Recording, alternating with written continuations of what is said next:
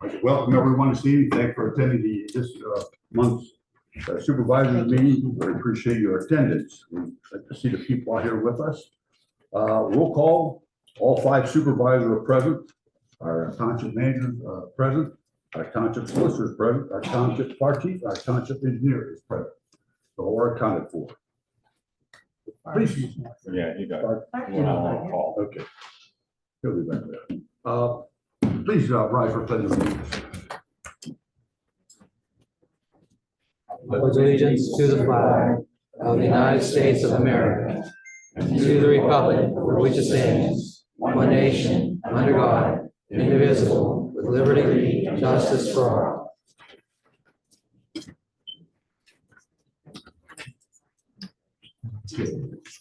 Number 3, public comment time. The Township Board of Supervisors allocates a period of time during this item for those individuals who would like the opportunity to address the Board of Supervisors on any matter. Each person addressing the Board of Supervisors is asked to limit their comments to a maximum of 3 minutes. Once again, we'll go over the guidelines for public comments. Robert's Rules of Order will be our guide. The Township manager will call you by name to the podium. Please state your name and address. There's a 3-minute time limit. There's no debate or question and answer. There certainly is no personal text. Once the public comments have concluded, there's no other opportunity for you to speak on the meeting. However, remind you that our township office is open from Monday through Friday from 8:30 a.m. to 4:30 p.m. And also we have a comment and question form over there. If something comes up on a meeting or something later, and also following the adjournment, the township manager and a few supervisors, they all usually stick around to take comments and questions. So you have an opportunity to, if something comes across over the course of the meeting, you can address those issues with these people. So do you have a list there? I do. Can we call the first person up? So, Mr. Dale. Chairman, may I ask a question? Is the Zoom meeting working for the I public? don't know that. No, there's no video. Who's talking? Somebody on, Charlene Scavati, there's audio, but no video. when we had our planning commission meeting, it wasn't working at all, and we advertised it to the public that they could communicate with the township during meetings, that they should be able to do that. We got it. Thank you. But You got it working? Yes, the audio's on and video. Thank you. Okay, thanks. Thanks, Rob. Okay, Ready? yeah, I'm ready. Mr. Dale Flowers. Hi, good evening, everybody. Dale Flowers, 2210 Shawnee Drive. I'd like to voice my concerns dealing with item 9A on the agenda. This is a motion to approve the settlement agreement between South Steuben Township and South Steuben Manor Community Association. 2 current supervisors, Mr. Weber and Mr. Rowan, reside in Steuben Manor and have served as president of the Steuben Manor Community Association Board of Directors. Both supervisors have a personal, professional, and financial interest in this matter, causing a clear conflict of interest. In consideration of this conflict, it is in the best interest of all parties involved for these 2 supervisors to abstain from voting on this matter. Thank you. Didn't even need a whole minute. Someone else? There's a couple more here. Mike Horn. Mike Murin, 2328 Flint Drive, Steuben Manor. Thank you for the opportunity to speak to you, Jim. First, I'd like to address item 9 on the agenda. That's a proposed settlement between the township and Steuben Manor on the lawsuit. The HOA board officers were elected to their position by the community. They have a duty to uphold and enforce the covenants, declarations, and bylaws of Steuben Manor. They have the authority to solicit and sign contracts. It was brought to my attention, they do not have the authority to negotiate and agree to a lawsuit settlements. The Steuben Manor residents have the sole right to review and approve or disapprove a lawsuit agreement before it is acted upon. I'd ask the township supervisors to entertain a motion to table the vote for a minimum of 30 days, allowing the Steuben Manor residents an opportunity to review the proposed settlement. In addition, the supervisors need to be made aware that the current HOA board is subject to a recall election scheduled for May 15th and are currently named as defendants in a declaratory judgment complaint on file with the Washington County Courts. It's a feasible possibility that any agreement that the board enters into while subject to court actions would be considered null and void.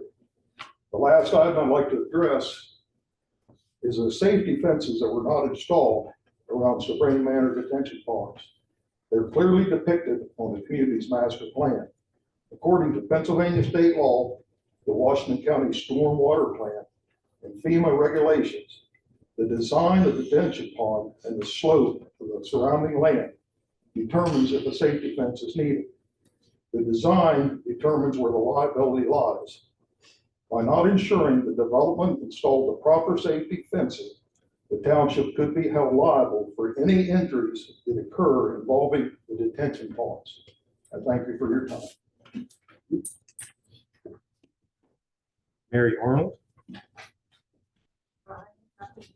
Okay.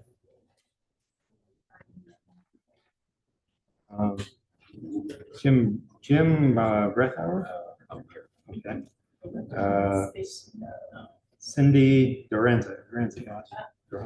Yeah, I'll take that because I'm good with what was said. Okay. Teresa Shape.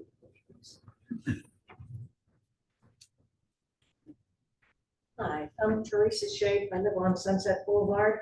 I just had one question. I believe the school was sold, but what's going on over there? Do they have any plans with the township as far as what's being developed there or what's it's going to end up being? Mr. Ziegler.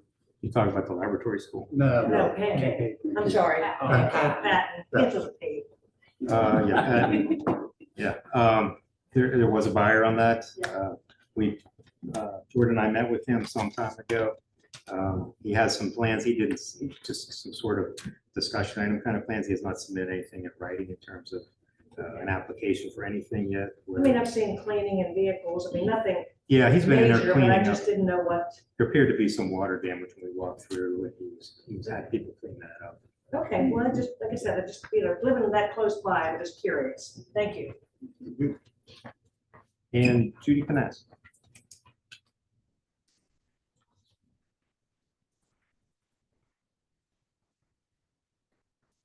I apologize. I wasn't going to speak tonight, and I want to thank everybody that welcomed me for coming to the meeting. I truly appreciate that. So as much as I know I am not always liked, it is nice to be missed by the township residents, and I appreciate that. Regarding tonight and what's going on with Sabrina Manor, I don't have all the information on that. I don't know what's going on. I do know this, from what I do know, is that mistakes are made by this township, people that worked for it, and it gets settled tonight. I don't know, and I'm not gonna say like to or not to do it. I know there's issues with the retention ponds and that could hold us liable. I'm worried about the existing law or the turning over their board. I'm just asking, whatever you do, just don't make it cost it more down the road. Like, if you're gonna settle tonight, I get that. Like, you know, it's funny. But the other thing to look at, and I think the bigger picture that nobody's discussing, is what a mess this township has been for years. And we're going all the way back to the TIF. Bass Pro's on the paper today. I'm at my neighbor's house walking the dog. And I'm like, hold that paper. It's about Bass Pro, which Jeff and I, that's how we met, and Dennis. And I met the wonderful Linda's family through that, and Fred. I mean, we all fought, and we were right. We were right. Nobody would listen to us. We've spent all kinds of money on that. We've taken over Tanger Boulevard. That's cost us money. You know, we have 191 deficiencies for Mrs. Scavati's, and she gave all the information and did it and came to this board and told, and our engineering firm was wrong, and look at the mess, more mess. If I worked at McDonald's and I had a $10 error, I could be fired. These are millions of dollars. We are in debt. I have watched, and I've been going to these board meetings longer than some of you have lived in this township. And I've watched everything happen, and I've watched boards waste money. And at what point do we say stop and say, like, not only, okay, we're gonna write this off, we've done it, we've made a mistake, but who's responsible? And when are we gonna start cleaning up this township? And that's all I'm asking. I'm asking that the fact that the state told you guys about what was going on with the pension accounts, and we saw a $35,000 fine for one of those. The escrow accounts that are all behind, and we've let developers come and go. I mean, this is one thing, but the amount of money and what's going on and who's not being held accountable as our staff is the biggest problem in this township. And I'm not saying Jeff's new, I'm not blaming Jeff.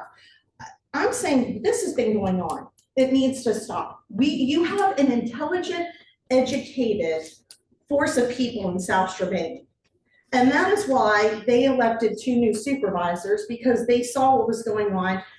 People that were elected, they said everybody was coming up and worried about our taxes and worried about the money this township is spending and what's happening. And I would ask too that the supervisors start again at the end of the meetings. It used to be that the supervisors got a chance to go down and each of them got to say something, what they think is going on, what they'd like to do. And that doesn't happen anymore. It's for years now, 6 years or more. It's been boom, boom, boom, meeting's over. Nobody in the township knows what's going on. Supervisors have said they're not being told what's going on. It needs to stop. And again, I wasn't planning on speaking tonight, but I just think that needs said, thinking about all the money that's been wasted and the seniors that live in this township on limited incomes who built this township. They built it. They were the ones that made it why my family moved here 42 years ago, when we had a choice of Peters and here and other places. This isn't the South Strabane we moved to, and it's not the South Strabane all these people have built. And it needs to go back to what it was. Thank you. Anyone else? Nope, that's it. Thank you. Anyone on the video? Mr. Scarvati, would like to speak? No, Mr. thank you. Scarvati, you like to speak? No, thank you. Okay, thank you. Okay, meeting minutes, next item on the agenda, please, number 4. Get a motion to approve the Board of Supervisors meeting minutes dated March 26, 2024. Thank you, Mr. Miller. Second, thank you, Mr. Grego. Any discussion on those meeting minutes? Yeah, Bob, I believe that you abstained on an issue or two. Was there a form filled out that you filled that form out? And it's Yes, that's that normal procedure. You- That's all right. okay. Thank you. And now, all those in favor of approving the meetings, please indicate by saying aye. Opposed, motion carries 5-0. 5, financial business. Approval of payroll for the periods of March 3rd, 2024 through March 16th, 2024, March 17th, 2024, through March 30th, 2024, and March 31st, 2024, through April 13th, 2024, and the bills for the period of March 22nd, 2024 through April 26th, 2024. Motion to approve, please. Thank you, Mr. Wendell. Motion second, please. Thank you, Mr. Grego. Discussion, any comments on this? All those in favor of the motion, please indicate by saying aye. Aye. Opposed? Motion carries 5-0. Okay, announcements and recognition this time. Let the folks know this past Monday, we had an executive session concerning personnel and advice of legal counsel. That happened this past month. Number 7, township reports and presentations. Letter A, municipal separate storm sewer system MS4 report. The Board of Supervisors allocates a period of time during this item for comments regarding the topic of stormwater. Each person addressing the Board of Supervisors is asked to limit their comments to a maximum of 3 minutes. Anyone want to comment on this?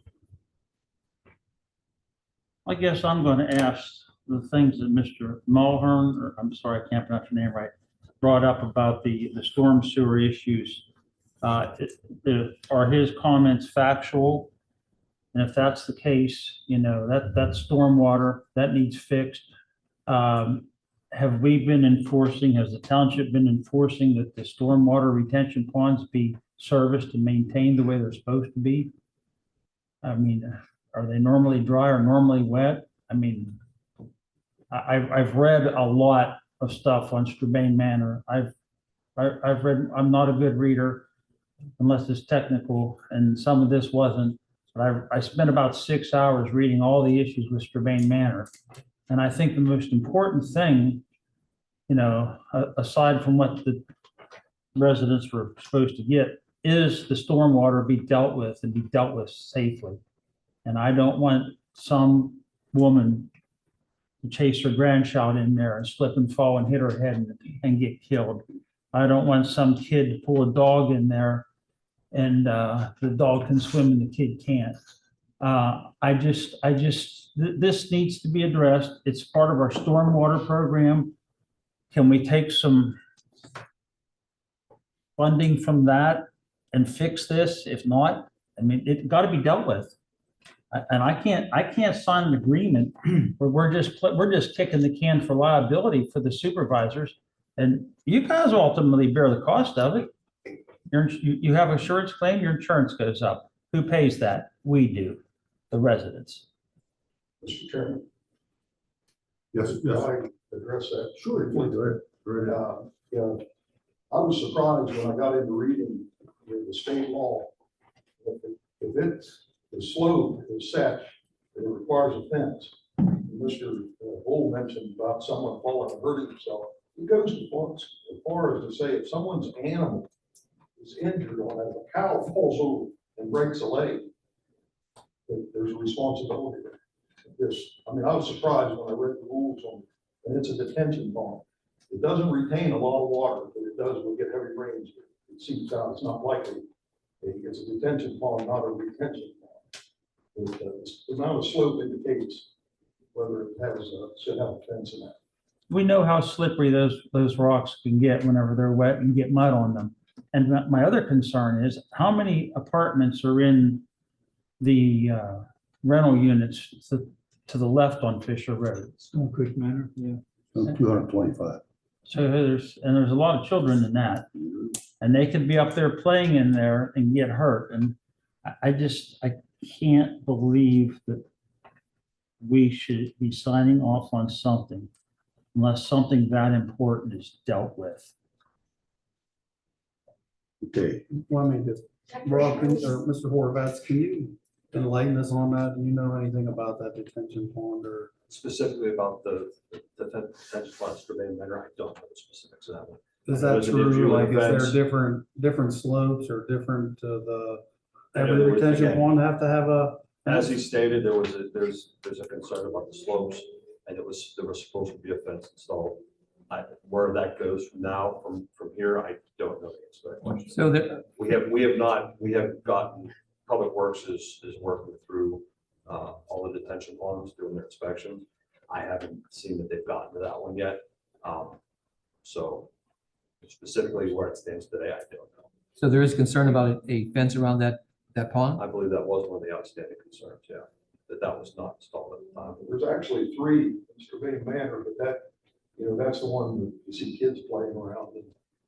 I know, Mr. Weber, if you don't mind me interrupting, I know in Canton Township, I had a concern with the detention pond, retention pond, whatever they are. I don't know the difference, but that's something we may want to look into about those ponds, because sometimes you could have a kid that could fall in and have an issue with that situation. So I think we should put that, something to look at. Is there a difference between commercial and residential? Because none of the commercial ponds up here have fences around them. They keep them cut. You see guys mowing. At our parks, we mow. Yeah, we have 4, I have pictures, we have We cut 4 that them. are ours. I think We that's actually the have a pond in our park slopes. that holds water all the time. It's not It's fenced. referring. But it's a grass, it's not- slopes, because you do have plenty of ponds that do not have fences around them. I Right. believe this was a matter of course, because of the slope. Okay. Because I I took a understand. ride and I don't know the specifics, so I didn't see any of the fences. I was curious about that. George, you and I were always concerned about the fence around the detention pond when we were. Yeah. Starting the HOA. When Mr. Weber left the HOA as president, and I went on the board, one of the first emails that he sent me, George, don't forget about the fence around the retention pond. I would hate to see a kid get hurt. And I was on the HOA for 6 years, and it just didn't happen. And I'm still fighting for it. Go ahead, Cindy. But would that not have been something that would have been part of the master plan, when the property was built and approved by the township? They would have known the exact slope of those retention ponds. And that's part of what this is all about, because those fences were never put in.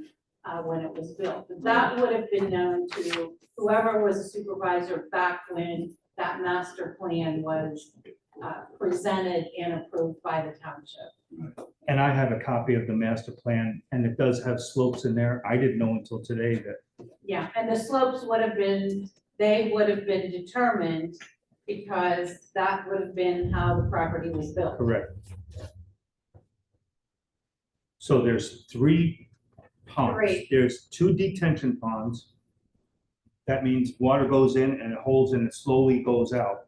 A retention pond is like what you see in Florida. It holds water all the time and they put a sprinkler in there, and that's a retention pond. And the newest one that they have now, which Strabane Manor has, is an infiltration pond. An infiltration pond, it kind of percolates down through a bed of gravel out into the stream. So we have 2 detentions and 1 infiltration pond. Bob, I'm sorry to bother you, just, I wanted you guys to make sure that Charlene, this is her forte. Yeah, this is, Okay, I didn't know if you did or not. yeah, I learned a lot I off of just wanted to Charlene. make sure. Yeah. And I also want to say that Penny Stagel, who was on the Parks Board, did have an issue and concern about fences being up in the park when she was on that board, about kids riding their bikes out to there and getting sick. So there has been stuff brought up about the park. Just like, you know. I think that, thanks for bringing that up, Mark. I think that's a good issue. If we should have fences, especially at the park, that we own it, if we should have fences for kids' safety, then by all means, let's get them up.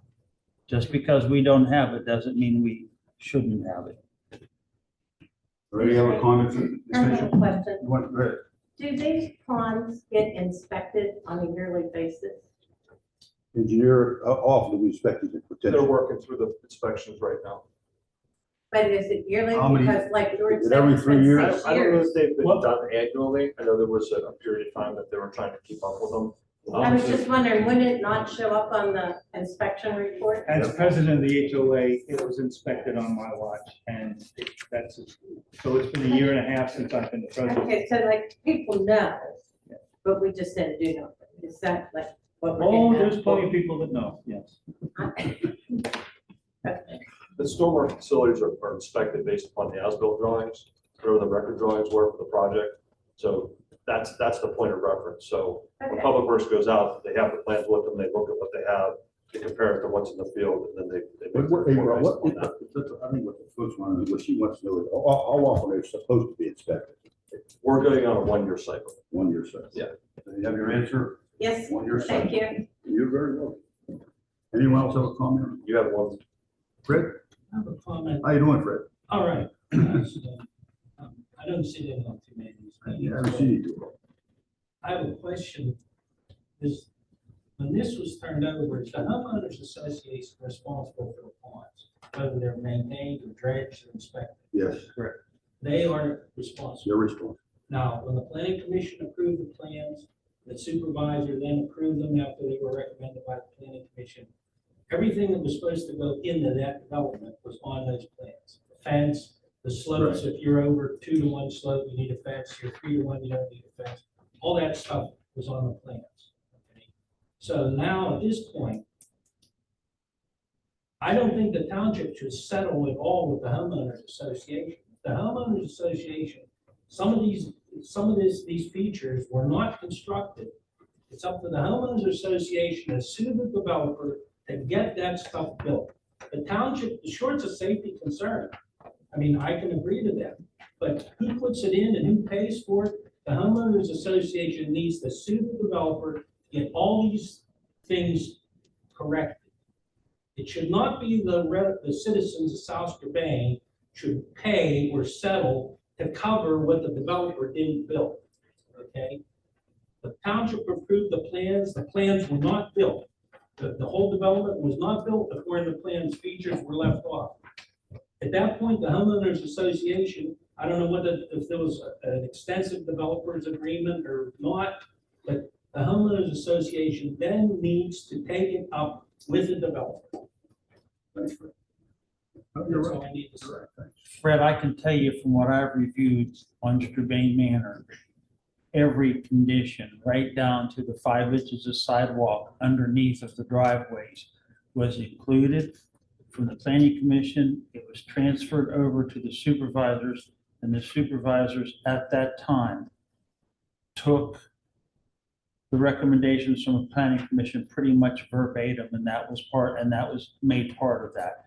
And if I remember correctly, the sidewalks were required, the walking trails to tie the phases together were required, and the fences, the road to the there's an archaeological dig that was supposed to be a right-of-way put in. And Fred, for some reason, I don't know, there's one hell of a landfill in Strabane Manor.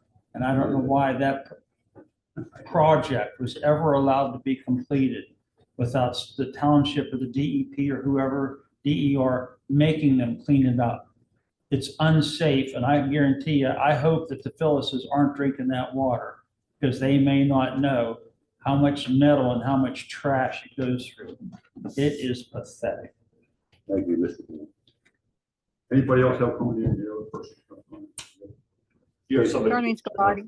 Go ahead, Mr. Galati, go ahead. I thought I already asked you, but go ahead.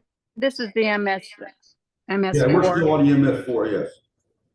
Okay, I just wanted to say, as far as inspections go, I know that the developers signed a maintenance agreement when they do their plans, and they are required to do in their own inspections after every significant rain event. Photos taken, what they've, what they've seen, what they're saying is okay, if it's working, functioning properly. So that is something that these developers have to do. But the homeowners on their end, that would be them. But the developers, as long as they own it, they have to maintain and inspect their own basins and report to the township with photos what they found. And that's as well as maintaining and cutting grass and, getting debris off of the trash racks or whatever it takes. And I know that the township's required to do main inspections. Like they said, they're going to try to do it once a year or so. But the developers and the homeowners are supposed to do it on a regular basis. So we all know that all the ponds in our township are functioning when heavy rains hit, and there's no damage that was done, if it was a bad rain or thing. So I know that's how that works on that end. Thank you, Mr. Galati. Thank you very much. Anyone else? You're welcome. One last comment. Okay, What is the settlement for? How many dollars is this? we're going to talk about that in a minute. Wait till we get to the item, okay? Let me get through this part first. Okay, anybody else? Okay, let's move on then. Thank you, everyone, for the comments. Township manager report. Just a couple of things this evening. I'll start with the development construction report part of it. Dick's Sporting Goods, if you've been up the old mill location, grading and site preparation work is underway. There's no building permit been issued yet, but they still anticipate a July opening. It's pretty ambitious. Starbucks at 110 Trinity Point Drive, the plan review on that has been complete. Interior renovation should be beginning soon. Victoria's Secret at Tanger Outlets, it's under construction. The frame is completed. They're hanging drywall at this point. Carter's at Tanger Outlets, minor interior renovations have been completed, and they reopened their store on the 25th of April. Five Below at Tanger Outlets, and review has been completed, and then interior renovations are planned to begin soon. And then last on that part, Chick-fil-A was closed for a little while. Their interior renovations are completed, and they reopened on April 25th. Wanted to put out a couple of thank yous. First of all, thank you to Tanger Outlets for their donation of a tree to the township for Earth Day 2024. A tree has been planted here at the municipal building. I saw when you came in, it's out here on the side yard. And then also a thank you to the Martha Washington Garden Club, who also donated trees. In fact, they donated 2 trees to the township for Earth Day. These 2 trees are donated in memory of Debbie Mestrick, who was a traveling nurse in Washington County. These 2 trees will be planted at Community Park. And then last, I wanted to mention that Parks and Recreation still at it, coming up with some events and activities for the area. There is a Neil Diamond Experience bus tour scheduled for Saturday, May 18th. Going to Uniontown. The bus leaves here at 4 o'clock. They need 30 people. Currently, they only have 8, so if you're interested in. There's 20 now. 20. Okay, so they only need 10 more, so we need 10 more people to make this something that can happen. If you're a Neil Diamond fan, you probably don't want to miss that. That's Thank you very much. Secretary Treasurer's report. The report's included for your. Okay, let's move over to the township solicitor. You have some comments? Yes, Mr. Weber, been involved with some issues for the township, but just make sure that the executive session announcement, you say litigation, just say basically litigation involving Strabane Manor. Just make sure that's in the notation.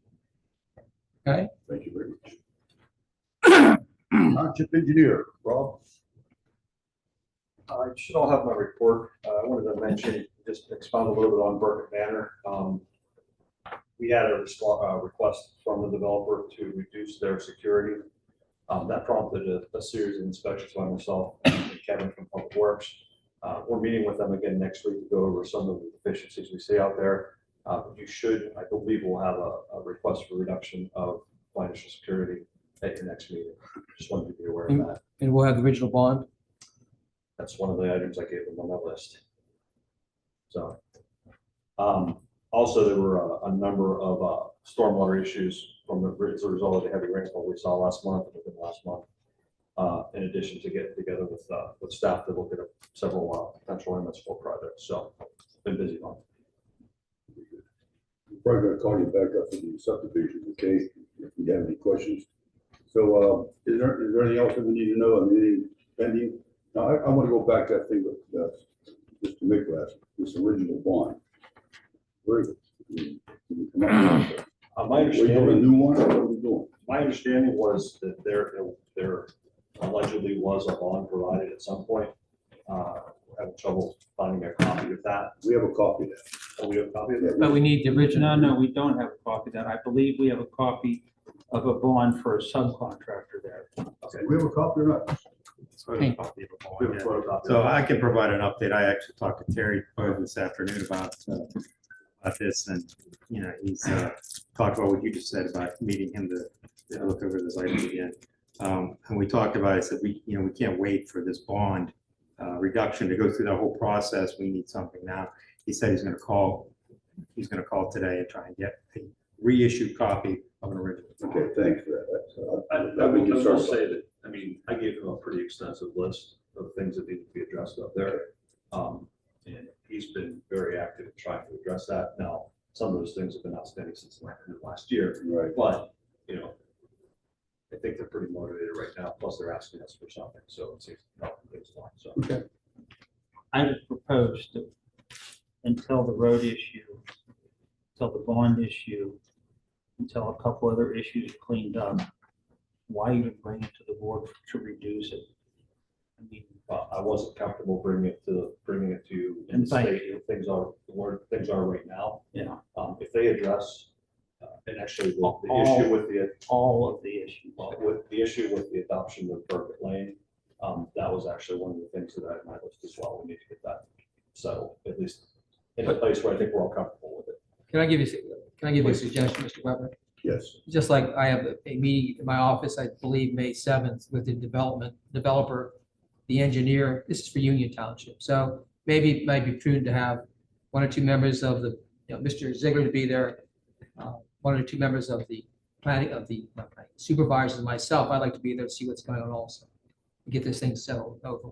The paperwork. Yeah, I think because I think the original bond is the most important thing you have. If I don't have the original bond, I can't execute against, I cannot use a copy to execute against. There's the appellate authority for that.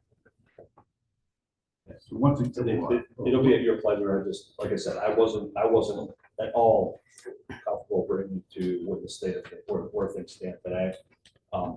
If they've addressed everything, I'm comfortable with bringing it to you at least for consideration. Once again, Mr. Ziegler. Yep. When you make your call today, these person, they working on an original bond, is that what they're doing? Is that what you said? Yeah, it's exactly what I asked him for that again. I've asked him several times, but asked him again, and this time he said he'll make that happen this week. Who is it? Who is it? Who's Terry's our project. Okay. Rob, anything else? Anything else? Thank you. Thank you very much. Please work with us to see to it we don't have developments go off the rail and end up costing the taxpayers money. It's getting old. You would express, But if we, speaking to that, you had expressed a concern over slopes.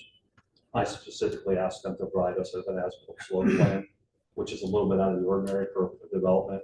But they also agreed to that, and their engineers working on putting that together for us, so we can evaluate. The question you asked, I believe, was, do we know that they installed what they said? Yes. We can certainly go out there and check that, but obviously it's gonna run up a bill. Yeah. I asked them to provide that. I know they had a survey crew out there the entire time, plus a third-party inspector overseeing all that work. So I know they have the information, they just haven't formalized it into an as-built plan. I did ask it, and they did agree to provide it, so. And we should be provided the as-built when the project's completed. Oh, correct, but specifically to the grading, to ask for a grading plan specific to a development like that is a little bit out of the ordinary, and they've agreed to provide it, so. But we should get it anyway. Oh, you'll get an as-built, but not one specific to the grading. Okay. So, but I specifically asked for that, and they've. Thank you very And much. they've been, as far as the slips and the things going on over there, they've been very transparent with everything's going on. They've been fixing them within days of them occurring for the most part. So again, they've been very responsive. for the record, we did implement a new procedure about escrows and all that. Myself and Mr. Ziegler sent over some forms basically saying that they have to put the escrow up. And if they don't pay the escrow, replenish the escrow, basically the whole thing stops. All the MPC at time, they waive all that situation. So just for the record, we have implemented that this past couple months, correct, Mr. Ziegler? That's correct, and it should eliminate a lot of the issues with the gray areas. And I made a suggestion when I heard about this, that the subcontractors sign off on this too, so they know if we shut it down, they don't come back on us, they come back on the developer. And is there any way possible that they could take your form and make it so that whoever the home builders are, whoever that they sign off on this too? Again, you can have all the regulations in the world, but once it gets past a certain point, and communication's been an issue with our staff when we issue building permits, throw that rule book out and get another one out. Nothing ties A to B, and that shouldn't be, in my opinion. But I think that I'll look at it, but I thought there is something about the thing, but I'll look at the agreement. But again, what's Can that? you forward that to the board, I don't please? know specifically, but I think that does speak to that developer agreement. Yeah, if Jeff could forward that form I did and that procedure I did, send to all the board members. And Mr. Ziegler, for the record, are the escrows up to stuff? Where it's supposed to be? Well, I mean.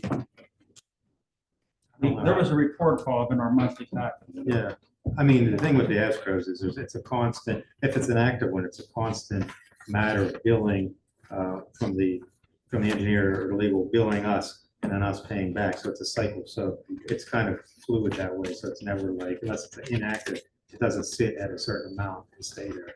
It's hard to answer that question. Thank you very much. Thank you. Okay, ladies and gentlemen, our annual PSAT conference was held a few weeks ago up in Hershey, Pennsylvania. And each year, some of our supervisors attend that particular convention. It's a worthwhile convention. We learn a lot. We learn about all the latest trends, the latest laws and so forth about state government. And it's good continued education for all of us. Over the years, all of us have attended.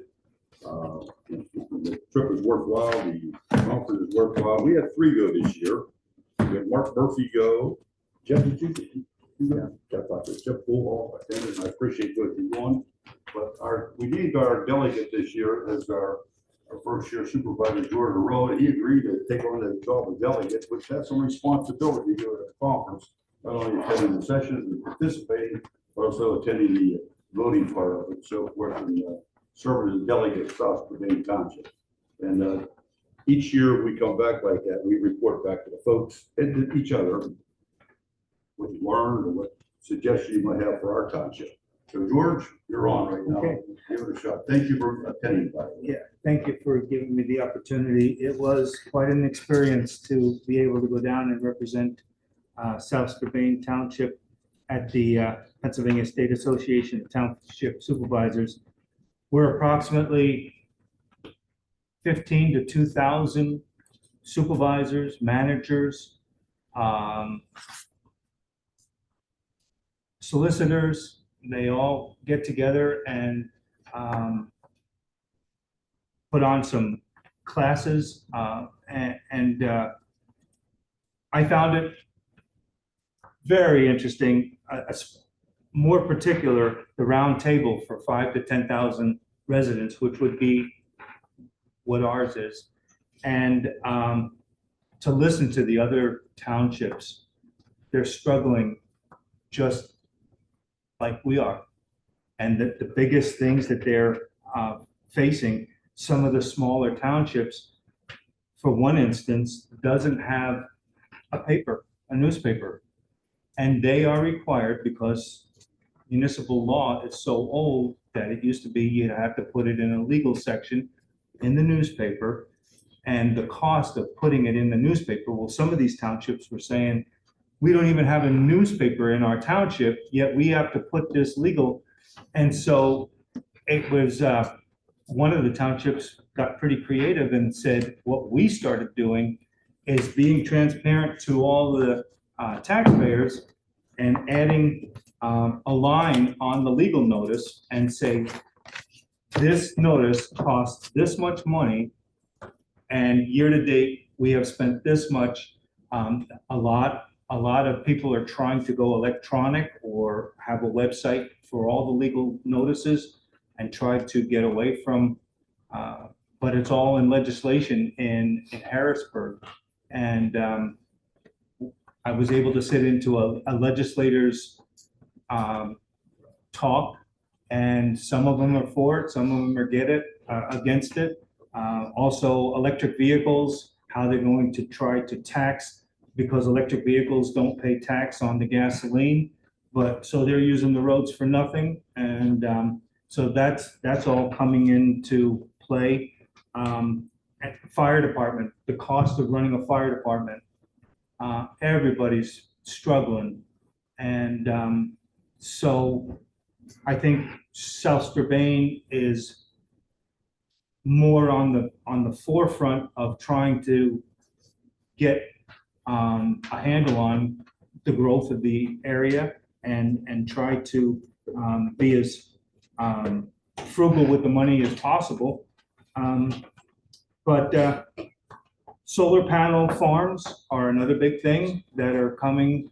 A lot of townships are getting some developers that want to put in solar panel farms. That's about ordinances for electric vehicle. I don't think we even have an electric vehicle station or charging stations. Chinese. We were working on that. Yeah. But do we have an ordinance on? An ordinance for the township ordinance? Yeah. And so they're in our township. Yeah, they're in our township, and it's like, if you don't have an ordinance for residential and commercial, you better get, and also Jordan, Chief Jordan had told us that electric vehicles, it's like 10 times the water. The fire departments are, especially your rural townships, they're saying if an electric vehicle catches on fire, we don't have the supply of water that is needed to put out an electric car fire. So there's lots of debate, and I found it very interesting. There's also handouts and PowerPoint presentations, and I can leave this magazine if anybody would want a PowerPoint presentation on anything municipal government, that I can print them off. I have access to all the meetings and all the PowerPoint presentations for the whole conference until the end of the year. So if there's anything that you would be interested in looking at, I can by all means make that available to you. George, is there any, I'm sure you attended this session, any an item or two that the PSATs that you voted on, taking certain issues to the legislature and Correct. one passed? You have one or two that might pertain to us in the township, or I know how they voted this time. They went 1 to 25 one time, right? Instead of taking them individually, explain it to you. The I guess the biggest one that raised a lot of was there was some kind of legislation where township supervisors could fire an elected treasurer. And there was, I mean, people went, they said, if an elected official, the people put that person there and the supervisors should not, and there was a lot of conversation about that. And it got voted down that township supervisors cannot fire a township treasurer. And that's, that was the biggest debated. The rest of them, they had like block, I have the book at home, I meant to bring it. I voted, I was the voting delegate, and I have what I voted on, if anybody's interested in how I voted. Toward the end, there was so many resolutions and stuff like that, they started voting them by blocks. They were like block of 50 votes and block, 25 through 50, hold your card up, and so you got to quick and hurry read. I studied the night before and read all the resolutions and ordinances and declarations, and it was really good. But that was the one that stuck out was don't overstep what the people of the town elected you. Don't try to overstep that. Thank you for serving as a delegate. I appreciate it. You did a pretty thorough job up there, and thank you for your report this evening. Thank you. Thank you very much. Bob, if I can add something to that, George and I worked hard. We would decide what's important to our township, and we never went to the same one.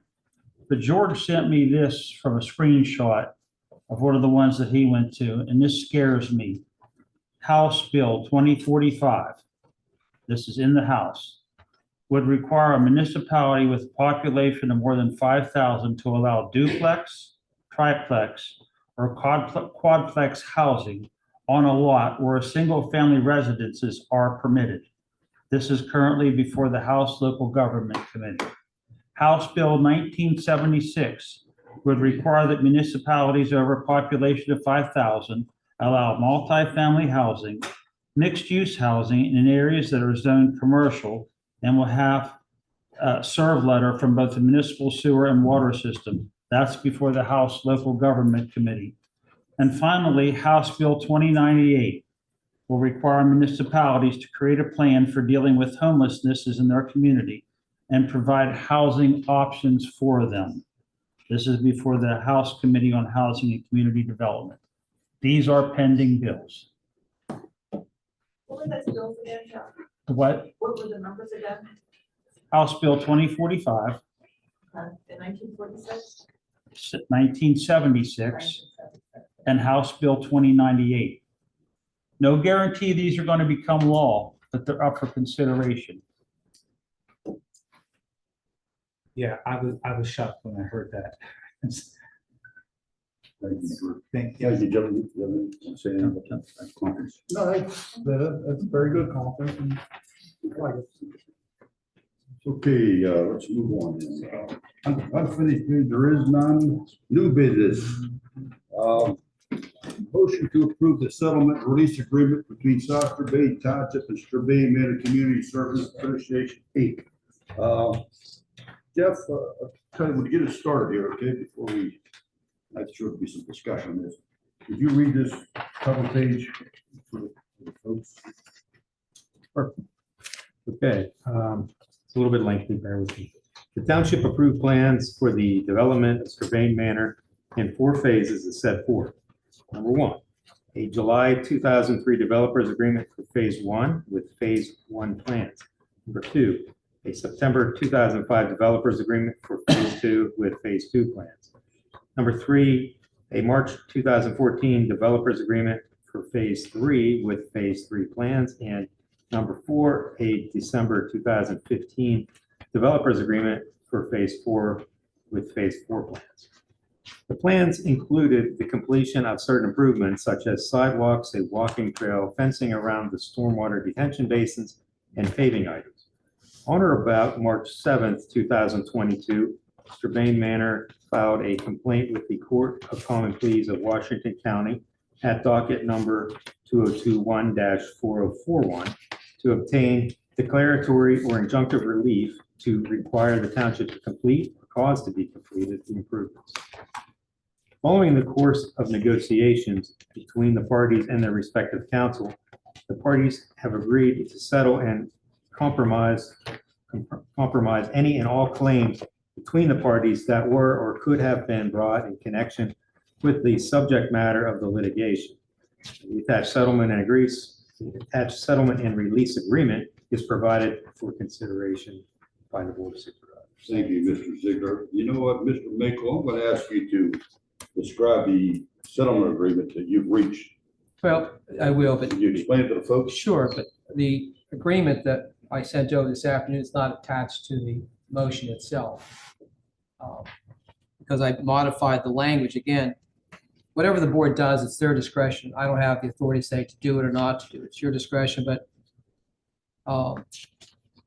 this was a proposal that was submitted to my office, and really was no negotiations about this since January or December of last year. But according to what the Mr. Bain Manor's HOA's attorney wants to do, he wants to request a settlement.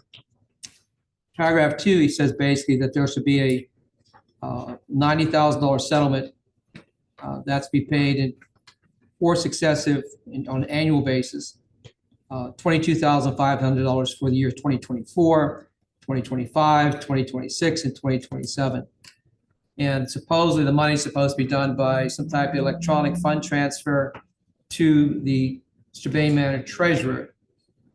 Within 7 days of the receipt of first payment, then basically the Mr. Bain Manor will basically file the necessary paperwork to say that the litigation is settled, discontinued, ended, and so forth. And I know that's Mr. Bird over there with his phone because I remember him from East Washington Borough. Sorry for that interruption. Attorney fees will be paid by the respective parties. There'll be complete release. But again, the document in front of us right now is not what I sent over this afternoon, so I just want to make sure you're aware of that. Okay? And that's the basic the parameters of the settlement agreement between the township and Mr. Bain Manor. Before we, thank you, Mr. May, we may need you again. Before we even call for a motion on this, I'm going to ask each supervisor if they would like to speak to it, because this has been subject we've been working with a long time, okay? So before we take a motion to, in a second to vote on it. George, do you have anything to say concerning this matter proposal? Can I make a suggestion, Mr. Weber? Sure. Can I make a motion just to table this till next month? Deal with the issues that fellow over there, Mr. Mulhorn, brought up, and deal with the issues of the stormwater drains, and deal with the issue is to take one more crack at the insurance, our insurance coverage to see if they would cover it. And I think, I understand this needs to go away. And I mean, I could write a book on this. I am serious. I can write a book on this. So you're making a motion to table right now? If we're going to move ahead, let's at least move ahead with all the facts and everything right, and then move ahead successfully. I think the engineer should tell us, do we need fences or don't we need fences? It's a yes or no. And if we do, that needs dealt with. You know, the issue with the HOA being recalled, you know, whatever, you know, but let's at least get it right. Let's at least get it right. We don't need to do this and then just have a disgruntled Bain Manor resident who feels slighted because they didn't get what they were sold to come back and sue the people that vote in favor of this individually. I wouldn't wish that on Mark or Russ or you, Bob. Let's just get it right. And I am making that motion. All right, so Motion to table, need a second. I'll second it. Okay, call for question. Let's have a roll call vote. Jeff, on this, vote to table this item. Mr. Rowe? Affirmative vote. To table. Motion tables. Motion. Affirmative vote would be to table. Yes, I want to take motion to table it. Yes. Mr. Grego? No. Mr. Murphy? No. Mr. Bull? Yes. And Mr. Weber? No. Motion fails 3-2. Okay, let's go back to offering the board member the chance to speak on the other, you want to talk about, George, about the motion, before we call for a motion. Usually I wait for a motion and second, and then we have a discussion, but I'll give you a chance, we'll go ahead and get there and clear the air. Yes, as we've been dealing with this problem for the 6 years that I was on the board, and now a year and a half after I'm off the board.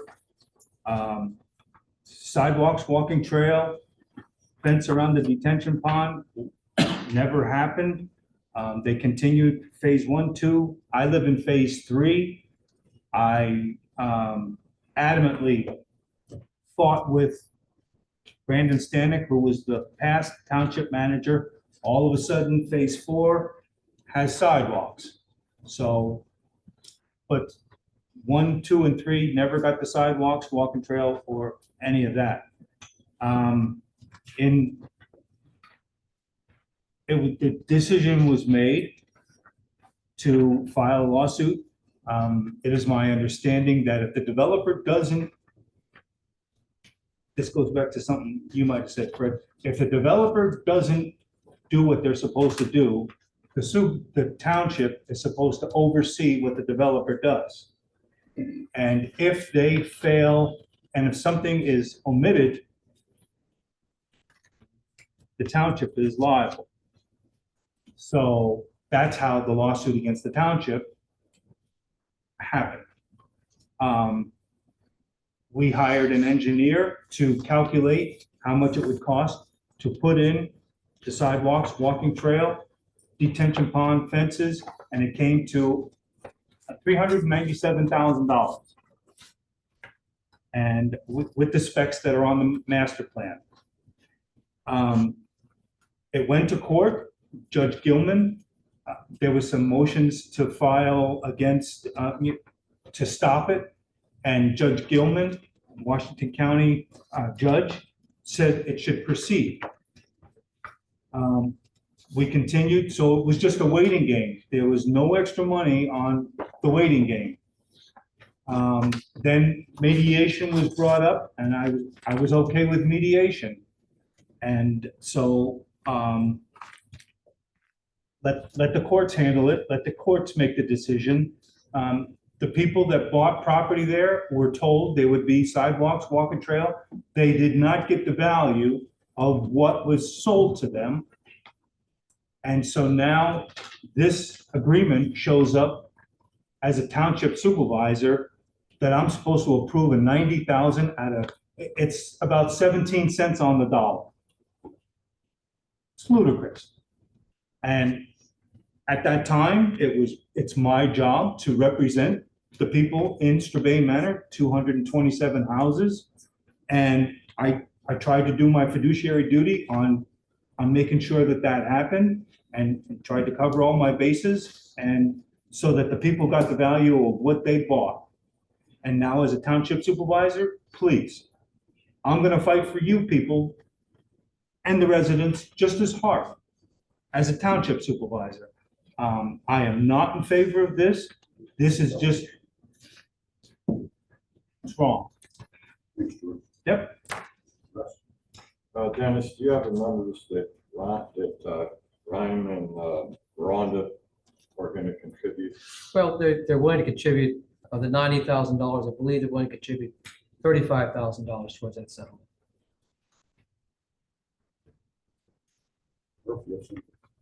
Only this has been going on since I started, and I agree with Fred. I think they should have went after the developers, but unfortunately they came after the township.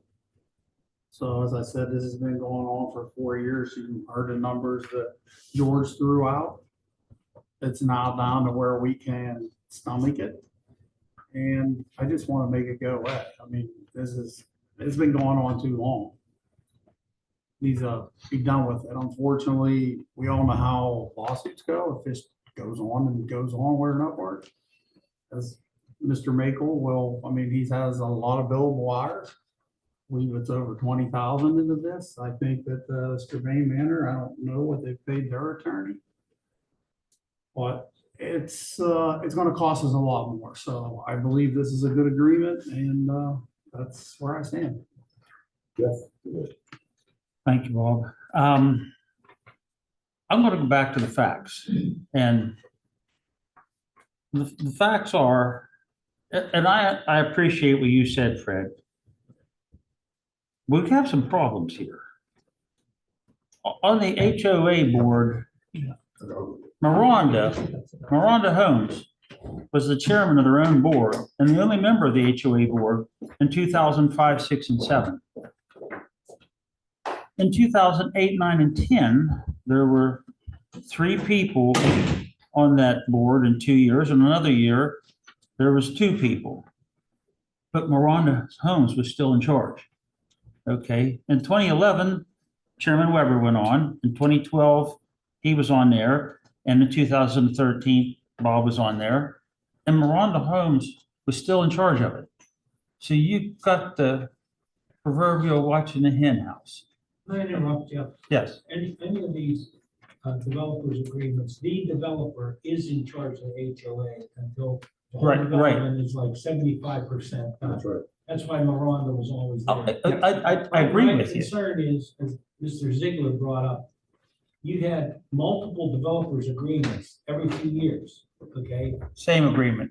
Miranda is there, and if there were errors and omissions going on, it should have been short stopped at that point. You've had 4 developers agreements, but these issues that were missed continue to go on. Now, I don't know what's going on at this HOA and this developers agreement, but I mean, I understand the township wants it over with. I don't know. Allow me to- Mr. Maple just gave you this after 10 years, you just got this latest agreement this afternoon. That's. No, they got it early April.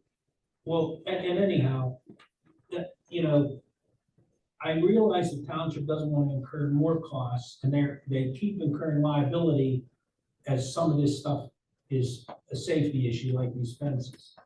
But I just wonder why the township, at this point, all along, whether it was a former township manager, said, hey, stuff is not being built in this phase, we need to stop it. And, you know, we had that at one planning commission meeting, we said, we're not looking at anything else until you guys catch up on what's owed the development. But it continued to go on, and now we're at this point, South Strabane gonna pay $90,000 to make it go away. Well, and Bob was on the board in 14, 15, and 16, and he was the president those 3 years. One or two of those years, he was on the planning commission, and he's been a township supervisor since then. Why didn't somebody deal with it then? But the problem that I just found 3 days ago, and I think is the real culprit here, the township used Engelhart and Power, which was bought out by Whitmer Engineering. And the engineer was Rich Rush. Rich Rush was also Waldell and Associates engineer. And Waldell Associates was the mouthpiece for Miranda Holmes early on. So he was the township engineer, and he was Waldell and Associates, Miranda Holmes engineer, to the best of my recollection of what I read. So the township hired HMT and Associates to review all the work. And they come up with a list of things that needed done. And the planning commission, Mark's dad was on it early on. You know, I think you were there then, but I'm not sure. You know, they were very diligent in what they wanted in that community. But our problem was the same person that was Miranda's engineer up until. That's against professional engineer registration. I know that. But I'm telling you, he reviewed the work. He is not allowed by his professional license to review work, which he's also the consultant. That is a hallmark of professional engineer registration. That should never been allowed. Mr. Rush should have declined and recused himself. He cannot review. That's why we have two township engineers. Engineers do a lot of consulting work. That's why when there's a set of plans that are done by the township engineer, we have another township, I think Gateway Engineers, I don't know who's our backup. They review them. I believe it's Harshman, but, Mr.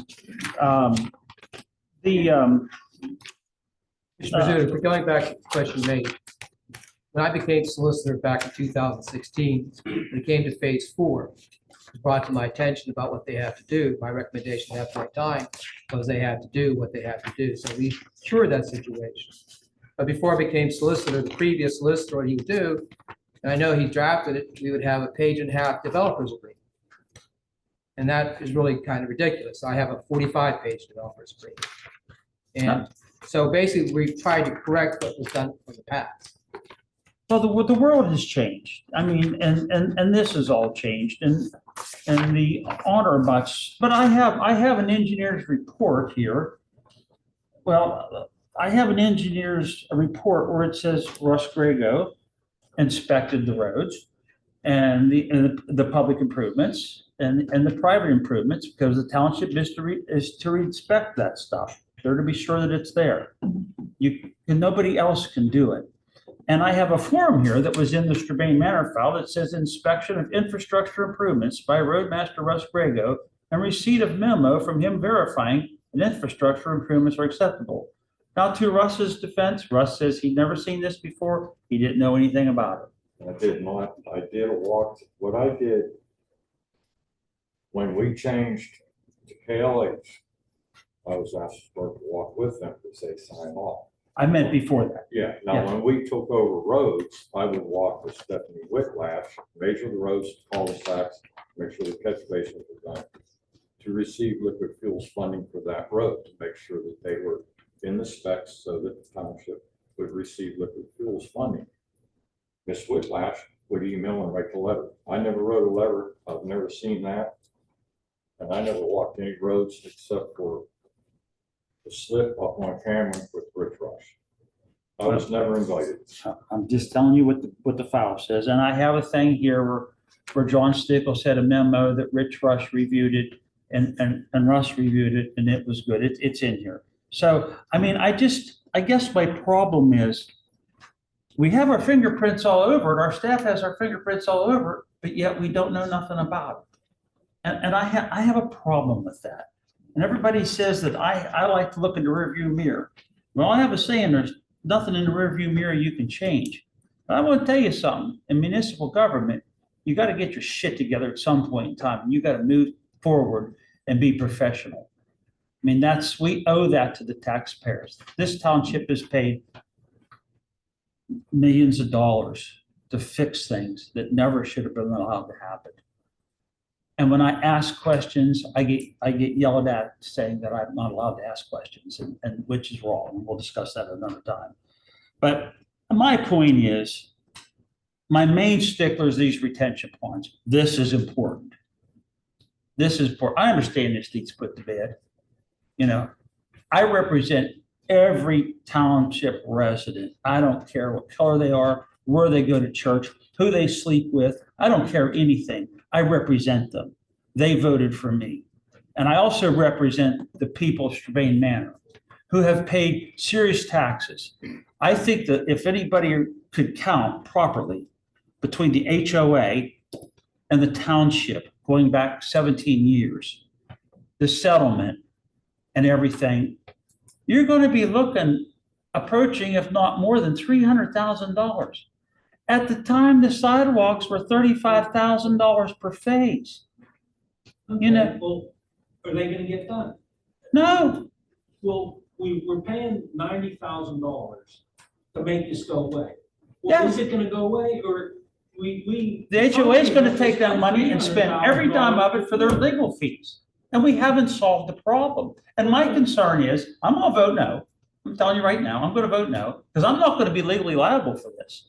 And my concern is, I don't want these three to sign off on something and be legally liable, because any one of the residents groups or residents individually in the HOA could come back and sue their board. And these members, even though they says they can't, that doesn't mean anything.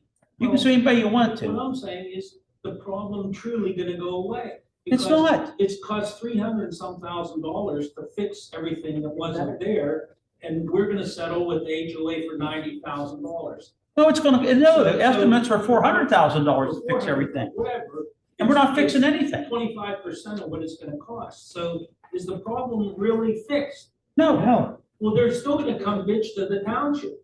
They're still gonna complain to the township. They don't have sidewalks, they don't have this. Maybe the 90,000 will cover the fencing. Okay, maybe just purely the safety issues can be addressed for 90,000. Maybe that'll address the safety. But for everything that was omitted, you need 300,000 or 400,000. So the problem is still gonna exist. The point of what I said was, there's Yeah. been, okay, there's so many people conflicted over this, so many people conflicted. I think we're better off, throw it back, let the courts settle it, and then that's final. That's final. That's the end of it. Yeah. That's what we have a court system for. We were supposed to go to mediation. For whatever reason, we didn't, I just think in fairness to the residents of the HOA, to the HOA board, whether it be current, past, to the current supervisors, to the past supervisors, to the engineers, everybody tried to blame KLH on this. And that was one of the reasons I went stupid. All of this predates KLH. Everything KLH did was proper, everything. So that's where I stand. Yeah, one more- Bob, I appreciate very much. You've given everybody the opportunity to do that. I appreciate that. Thank you. I'm just confused. I just want to understand this. The HOA, instead of suing the developer, sued the township. So now we're gonna pay their legal fees for this mistake that they made, but they're still not getting their roads and their fences and all this stuff. So I say I agree with you. I think I need. One short thing, that's it. Okay. One more thing, that's it. We want to move on. I'll let you say something. Okay, well, the one thing, that 397,000 is how many years ago? The one thing, with the places that probably a lot more. Because Fred, I don't know him, but the reason that the HOA went after the township, because I look around here, I'm probably the newest resident for this area. I've only been here about 3 years. One of the first meetings I came to, I heard the residents arguing about not releasing the 15% of the bonds that still held against the developer. And people stood up here and complained about it. The board voted to release those bonds and the project wasn't complete. That's why they went after the township, because it was their responsibility. They released the bonds. I don't think that's accurate. I think. Hey, Mike, I don't think you're told a recent bond for Trevane Manor. That happened in 2005. There was No. It was, they retained 15% Oh, of the so bonds. you mean to go at phase 4? Yeah. Well, Okay, phase four is we require them to put the sidewalks in, am I correct? Yeah, they got the sidewalk. We had them do all that. stuff. Yeah, the 15% was still the project was complete. The whole project. That's what I was told. I didn't speak up, because I didn't know anything about it. Good, Judy, one more time. Real quick, I just want to say something, and I feel for the HOA, and I've been to most of the meetings that everybody's talking about. If Jack Heasley hadn't said anything in 2017, nobody would even know this stuff wasn't there. This was not an issue. Mr. Keesling made a comment about a walking trail and asked about it. I went back and went through all of the minutes of these meetings, because I remembered when he did it. And I double checked myself. Nobody even knew this was a problem. None of the residents complained, none of the residents had an issue.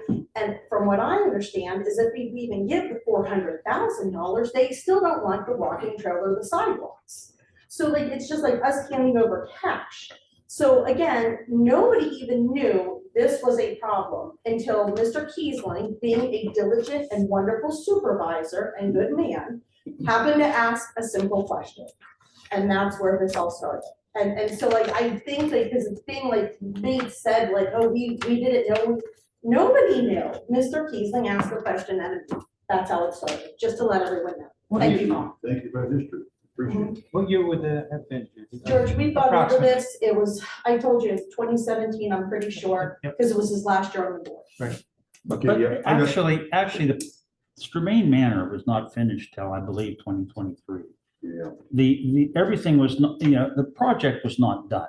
The developer at any time could, and maybe he was waiting till the sidewalks were done from up there. I mean, who knows? But they could have put the sidewalks in at any time. And actually if Miranda Homes they were in charge for 9 years. They were the president of the HOA.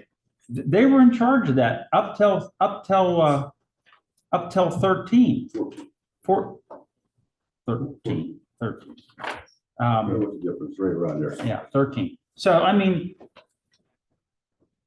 I understand Judy's point, and that's the reason I would just prefer this to let it go through the courts. Make it so none of the supervisors, past and present, are going to be on the hook for this, and none of the HOA board members, past and present. This issue has divided that community. They have spent $90,000 that should have gone on improvements in their houses and everything else, and it has not gone. But like I said, we spent all this money and we ain't got nothing. Ain't got nothing for them. Ain't got nothing for ourselves except liability. We're paying them off and taking the liability, in my opinion, on all of it. Because anybody could come back and sue and say, hey, you were the supervisor, you should have done this. Jeff? Thank you. Thank you. Mr. Makel, would you, the issues have been brought up, or heard someone speaking about it in public comments, and also the opposing, well, I don't want to say opposing, but the other attorney, Max Junker, who worked with you on this settlement, brought up the issue of eligibility to vote for George, Rowan, and myself. Could you clear that up for the folks so they know Well, what's right. happening? What I did is, I received, right subsequent to receiving I believe the settlement proposal from him. Basically, he raised an issue about George having a conflict of interest. He also raised an issue about you having a conflict of interest. So what I did is, I did a lot of research, probably more research I've ever wanted to research in terms of voting. But according to the second class township code, you need 3 votes to transact business. And basically, then there's the issue about abstentions. And I think I gave you guys a letter saying basically that the law of abstentions has been changed the past 15 years. What they're saying now is in most places, abstentions can't negate the plurality. And there's a recent case came out from, I guess, SEDEA or something, about East. But the abstentions, we can't go along that situation because abstentions is the Supreme Court decision that says that you must have 3 votes. So then what I did is I looked at the conflict of interest section, which is the Ethics Act itself. The Ethics Act talks about, what is a conflict of interest and so forth. They say there's 2 exceptions to the conflict of interest. The first exception would be what they call de minimis. That'd be like getting a box of chocolates to vote a certain way, Sarah's candies or whatever. The second exception to that situation is what they call member of a subclass. And subclass would be basically, say, for instance, it has to be more than 1. So you have to be basically, like a 15, 20, 100 people. If you're part of that subclass, basically then, their exemption begins.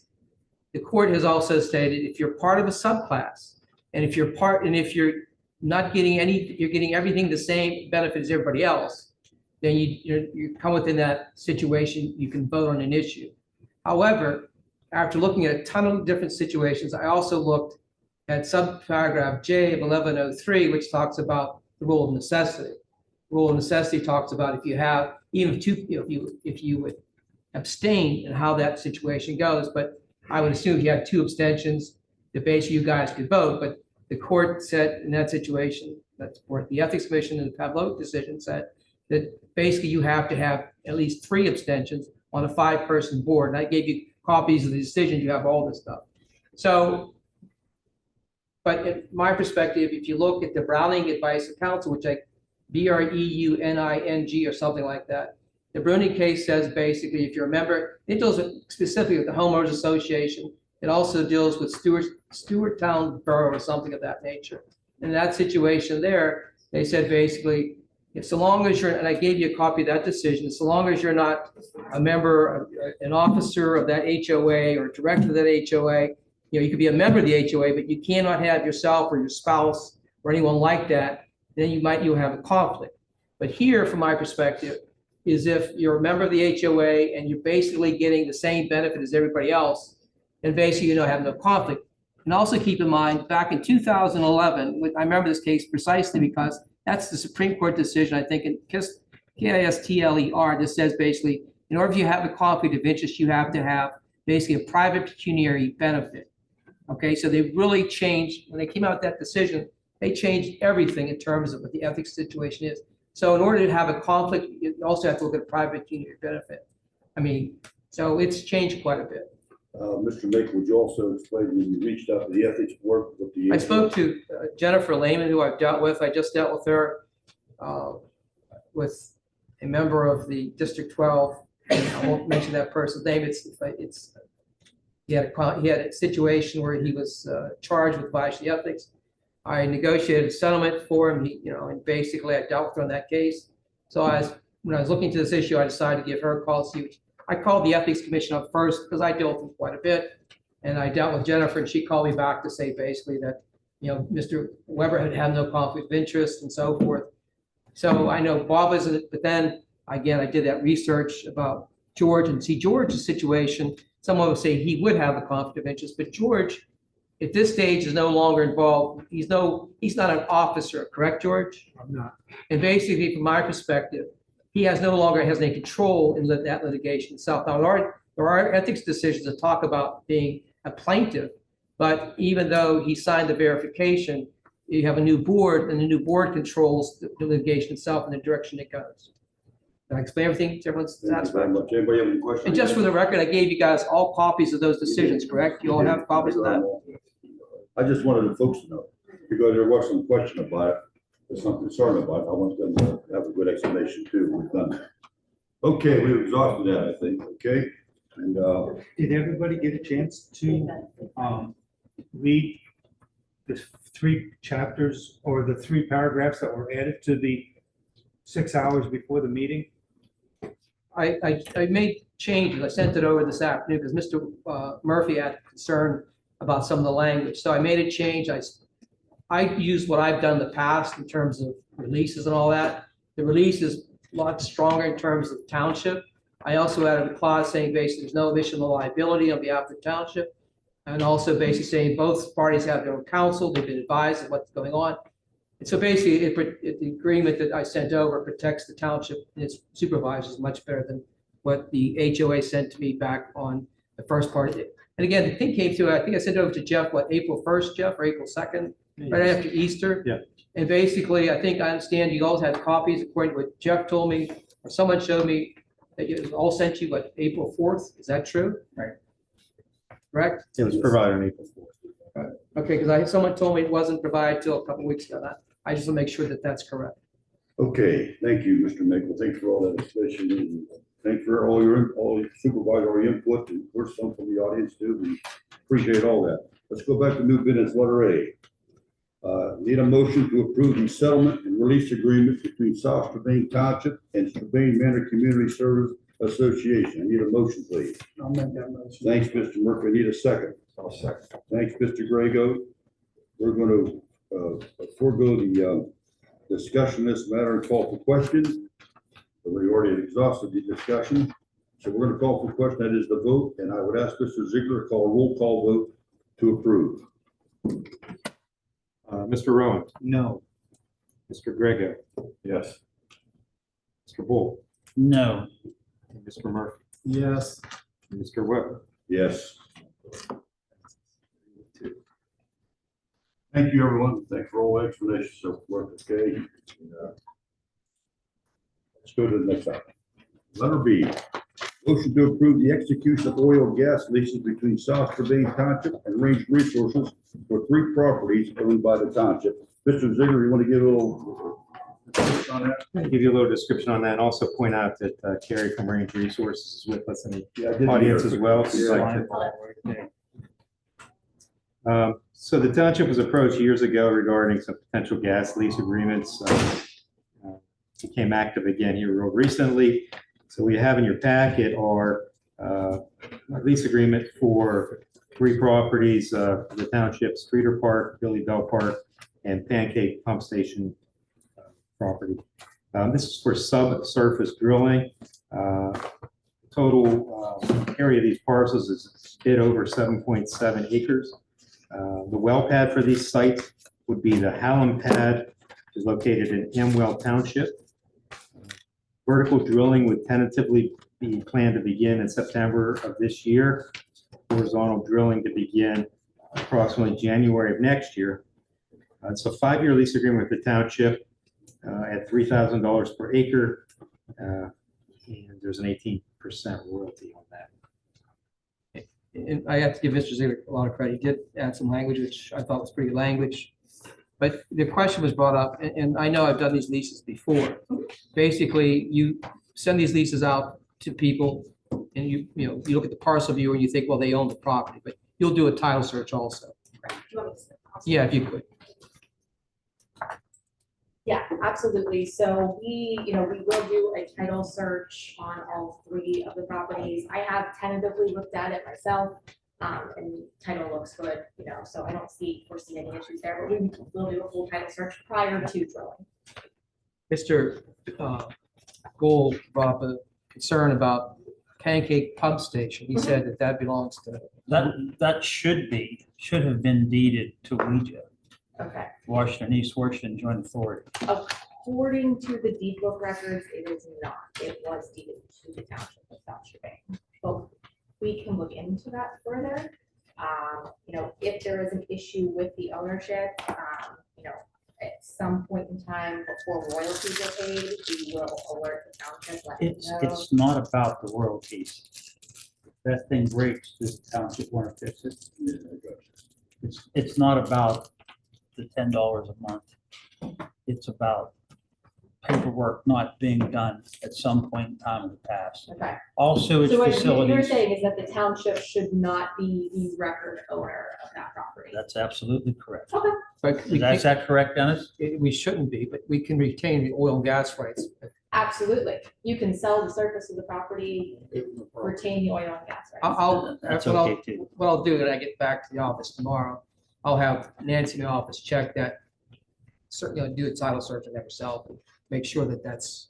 Yeah. correct. And if there's an issue and the township would like it removed from the lease, we can absolutely do that. Obviously not a problem. We don't let you sign a lease for something that you don't own. But yes, if it was not supposed to be owned by the township wants to correct that, they can reserve the oil and gas rights. It was originally owned by the township. Yeah. And once it's paid for, it's supposed to be turned over to Ouija. Okay, and that deed probably then was never filed with records, so that's why it's still showing as the township owner. But yeah, absolutely can be corrected. I'll make a motion to approve the lease with Range Resources. Okay, thank you, Mr. Mania. Second, please. Second. Okay, any further discussion? All those in favor of the motion, please indicate by saying aye. Aye. Opposed? Motion carries 5-0. Thank you very much for coming. Okay, let us see, motion awarding lowest qualified bid for public works materials and fuel. These are the usual things we have to do here. You give a brief description there, Mr. Ziegler? Yeah, so, right page here. So the township has to, according to the second class code, required to advertise for bids for purchase of materials and contracts exceeding $23,200. We do that each year. It was done again this year. As part of your package, you can see the result of the bids that the township received. We bid out limestone materials and some pavement, super pave. I don't know if you noticed this. I didn't have last year's numbers on there, but I said I wanted to bring those up to you because it's kind of ironic with the cost of everything else going up. The cost for most of the items on here, all the asphalt prices are down from last year. The limestone's down except for R4, which is up a little bit from last year. So I just wanted to bring that to your attention too. Not all of it's bad. We need a motion to accept the bid so Make a that, motion to accept the bids. I'll And I'll second. second it. Mr. Bull, thank you. Any further discussion on it? Please, all those in favor indicate by saying aye.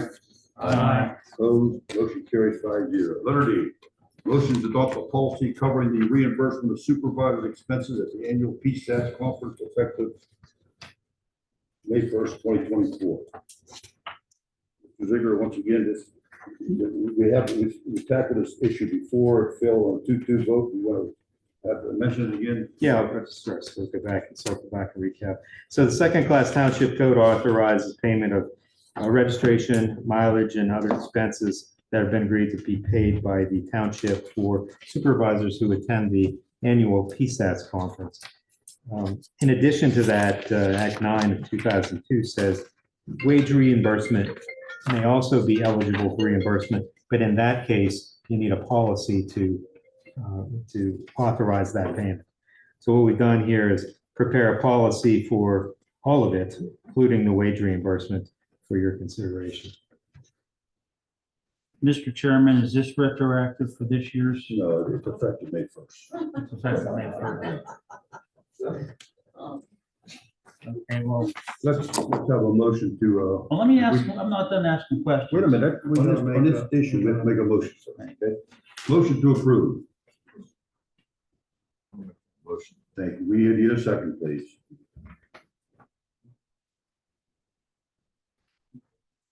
Second, Thank you, Mr. Bull. Discussion. There you are, Mr. Bull. We're talking. we brought this up last month. And because George wasn't able to attend because he didn't have cell service when he was on vacation, it didn't pass. We had the convention. Every one of you have been reimbursed for any expenses that you ever turned in at this township. Except for wages, because we all pretty much worked. I worked here. I went as a public works director, Okay, well, so I was on the clock. I okay, wasn't reimbursed. all right, that's fine.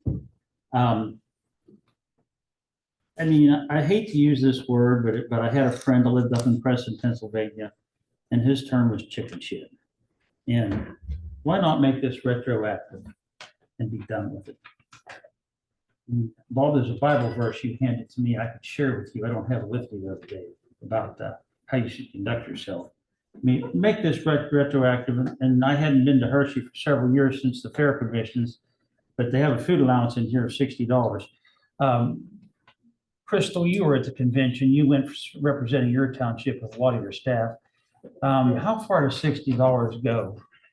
Does it get you halfway through lunch at Hershey? Not at all. I mean, you know, we all give of our time, some more than others, and our expertise, some more than others. There's no reason that you shouldn't be reimbursed for reasonable expenses, alcohol not being one of them. And there's no reason you should be reimbursed for your room and board and for whatever the township pays for mileage for everybody else. There's no reason that can't be done.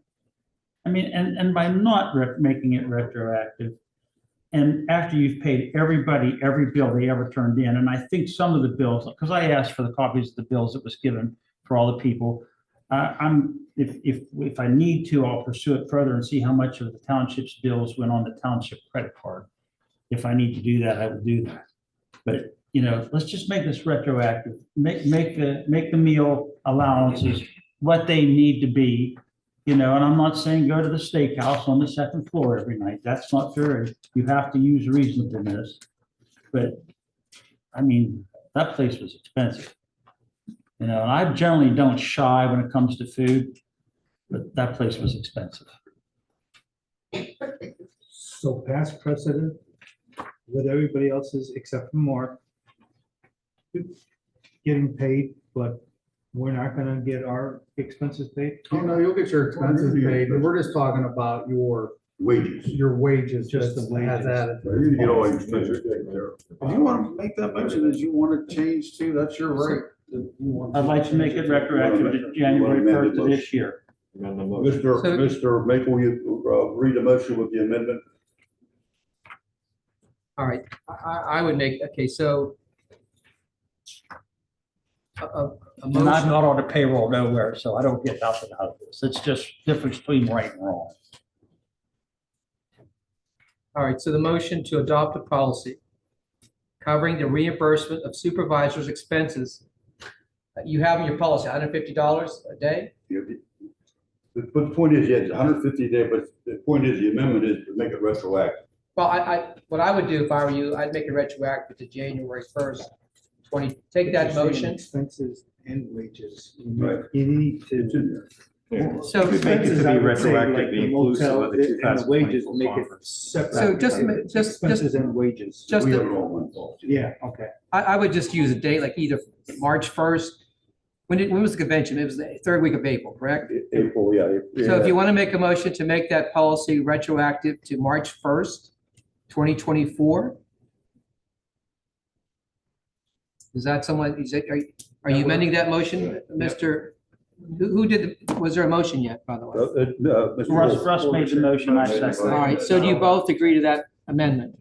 Yeah. Well, that's- March 1st, 2024? Yes, that's amend the motion to March 1st. Mr. Bull, do you agree to that? I agree to that, and we have a meal reimbursement is limited to $60 per day, including tips. Then I would just like, alcoholic beverages should not be eligible for anything. Taxpayers got no business paying that. But I don't think $60 a day is reasonable. Crystal, what do you think after you've been there several times in your capacity at Robinson? What do you think's a fair?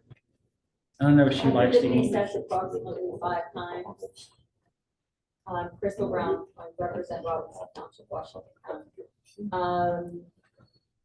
I can attest, I saw Mr. Bull and Mr. Rowan. They were some of the hardest working individuals at PSATs, constantly attending. I can say that as two South Strabane residents. I would say, honestly, we are sometimes very limited in our ability to seek low-cost dining options because we don't always have mobility to leave the campus. We're forced into some limited choices in dining.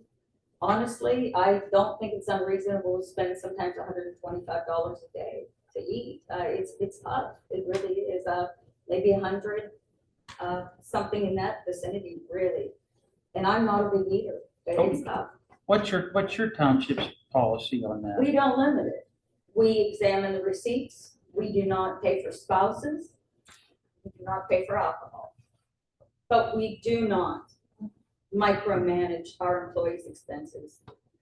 We simply accept receipts. Okay, thank you for the input. Okay. Where are we now? We got the amendment, we have discussion. Any other discussion on it? Let's remove the $60 a day. What's in there? $60 a day. Okay. Which I'll debate that one if we want to argue it. So I stay at a hotel, I pay for everything myself. I don't charge this township anything. Every hotel I go to, I eat breakfast at the hotel. I go to the food truck outside the place, pay $10 for a sandwich. And then I got $50 left over for dinner. I mean, wow, I don't, I get it's your mobile, but I drive up there. I think you drove up there to Remote. McDonald's is down the road. I mean, I think that you're ripping your people off. That's just not right, but you want to make it 75, make it 75. I think it should be 100, and I think that's fair. Okay, a second amendment. So what do we, so we need to have, we all agree March 1st, correct? Yes. Amended. The Amended. question is, what are you going to do in terms of meals? What's the maximum? Well, Jeff said $100, didn't he? Jeff? That's correct. And from my experience, I've seen it both ways. I've seen them put a limit to it. I've seen them, and I represent about 35 places. I've seen them specify, like they give it carte blanche, but they want to see the receipts that come back. Yeah. That's your discretion. Yeah, you gotta have receipts. Well, Jeff, let's split the difference. Let's put $75 a night. If you want a guide, the federal government pays per diem, depending on what city you are. New York, Washington, DC, Los Angeles, it's the highest per diem. What is it? I don't know. Say Harrisburg. I mean, Harrisburg, it varies. What is it? But they include meals and your lodging. So the lodging is always paid for up to $250 a night, whatever, depends on the city. And then your per diem is the meals, and they give you a flat, if it's $60 or $70, that's what you get. Doesn't matter whether you eat at McDonald's 3 times or you eat at steakhouse, you get $70 a day for food. Well, I attended most of the That's all. evening functions and I wouldn't have time to have left the hotel and attended the evening functions, number one. Number two, I'm sorry, I don't eat at McDonald's during the week when I'm here, and I'm not going to eat at McDonald's when I'm there busting my butt every day, attending meetings starting at 7 o'clock. I got it right now, it's $74. Yeah, I Here it teach is right across the country for the federal government for fire service classes. And I can tell you that we cannot spend more than $75 per day on meals. And- The second part, Split the difference there, that we got 75. I just went online and looked per diem rate for her, she's 75. It's $74. $74, 75, okay. We can make it 75. 75 it is. 75 and retroactive to March 1st. Yeah. Make that motion. Parliamentary, how about reciting that motion? A motion to adopt a policy covering the reimbursement of supervisors' expenses at the annual PSATS conference effective March 1st, 2024, with a specific amendment of $75 to cover the cost of a single day's worth of meals and incidental costs such as tips and parking. That's Receipt. with receipts. Okay, you have a motion on that, Jeff's motion and a corrected motion, Russ. I'll make that motion. Okay, we have a motion set. Based on what Ken said. So, call for question and, Jeff, would you call a roll call vote on this? Yes, Mr. Rowan, Yes. Mr. Craig, Yes. Mr. Murphy, No. and Mr. Bull, Yes. Mr. Weber, No. Motion passes. Yes, motion passes 2-2. Okay, letter E. Motion to approve an application for preliminary and final minor division approval from the Old Mill revision of Lot 4 R1 and the C2 General Commercial Zoning District. Mr. Ziegler? Yeah, we have a representative from the developer here. If you'd like to-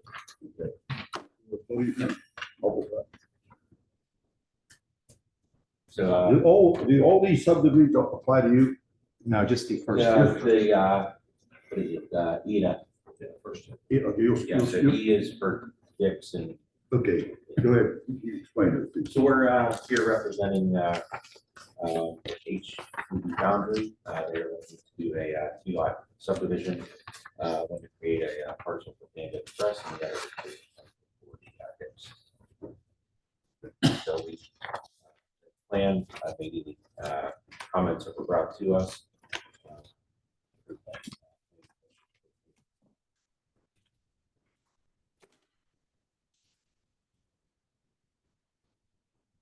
Anyone have any questions? Motion to Can I approve. make a motion to go to them at the same time? You can. George, can you talk about the other one already? Yes. I want to pay I them must have first. missed it. So you're making a motion, Mr. Murphy, to approve items 9E and 9F. Okay, you can make that motion. All right, need a second, please. Second. Thank you, Mr. Bull. All those in favor of the motions, E and F, please indicate by saying aye. Aye. Opposed? Motion's carried 5-0. Thank you very much. Letter G, motion to approve an application for preliminary and final minor division approval for Lot 105 in Burkett Manor in the R4 medium density residential zoning district. Do we have any representative here? We do have a representative here. Please represent, go ahead and explain it to us, here for briefly. Keith Higgins, Keystone Surveying and Mapping. I'm representing G, H, and I. Okay. G and H are very similar. They're the two townhomes that are constructed in Which one's up in Burton. here? Yes, sir. What we do is I'm representing the builder. When the townhomes are built, we stake out the locations of the townhomes based on the design plan. When the foundation is poured, we go out and we locate the foundations. And we adjust the already approved subdivision plan. We move the lot lines to be on the middle of the party walls. It's as simple as that. Some property lines are moving an inch or two. So we go in, we locate the foundation, we generate a subdivision plan, we submit it to the planning commission. They've approved it, or recommended approval to this body. And once we get final approval, we'll record that plan in Washington County Recorder of Deeds. The buyers of the townhomes will get a copy of that plan at closing. Okay.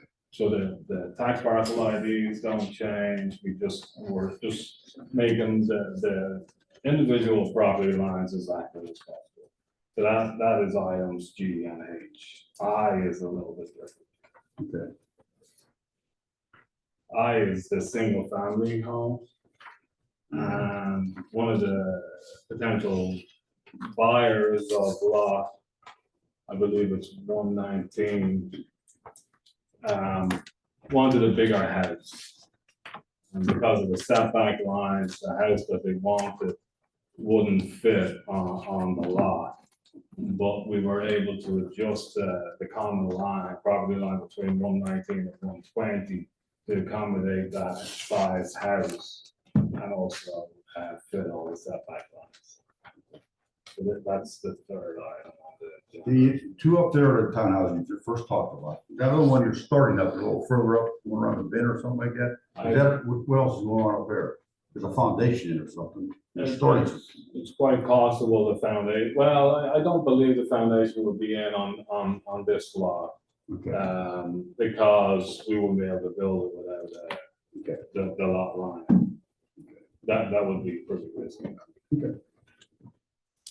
Can I make a motion to approve 9G, 9H, and 9I? Yes, you can. Need a second, please. Second. Thanks, Mr. Grego. Any further discussion or questions? All those in favor of the motion for G, H, and I, please indicate by saying aye. Aye. Opposed? Motion carries 5-0. Can I ask one question? So I believe there's like 4 or 5 more townhomes. It's going to be exactly the same. We're just going to locate the foundation, revise those interior lot lines, obviously go through planning first. So, you know, you'll see me again, and it'll be just the very same. So it's not very exciting. You know, we're not developing or coming up with a major plan. But What is your position again? What do you? I'm in land survey. I'm Okay. representing the developer. Thank you very All much. right, thank you. You're supposed to bring us pizza tonight. Oh, is that Union Township? That's your. Okay. All right, letter J, motion to approve the installation of a concrete pad at the municipal building for the donated picnic table. Mr. Ziegler, you want to speak to it a little bit there? Sure, yeah. So earlier in the evening, I mentioned that Tanger Outlets donated a tree to the township for Earth Day. When they found out what we were doing with the tree, planting it here, trying to create an outdoor space for the employees to get some fresh air and eat their lunch outside, they donated a picnic table as well. You can see it sitting out there, but this request is to have Public Works pour a pad to put underneath that table. We estimated in size, be roughly 15 foot by 20 foot, take around 4 to 2.63 yards of concrete. We estimate, this is on the high side, be about $900. Work would be completed by the township Public Works staff. So we're requesting approval of this. I'll make that motion. Thank you. Need a second, please. Thank you. Any discussion on it? All those in favor of the motion, please indicate by saying aye. Aye. Opposed? Motion carries 5-0. Need a motion to adjourn. I'll make that motion. Thank you. Need a second? Second. Thank you, Mr. Bull. All in favor? Say aye. Aye. Thank you, everyone, for attending.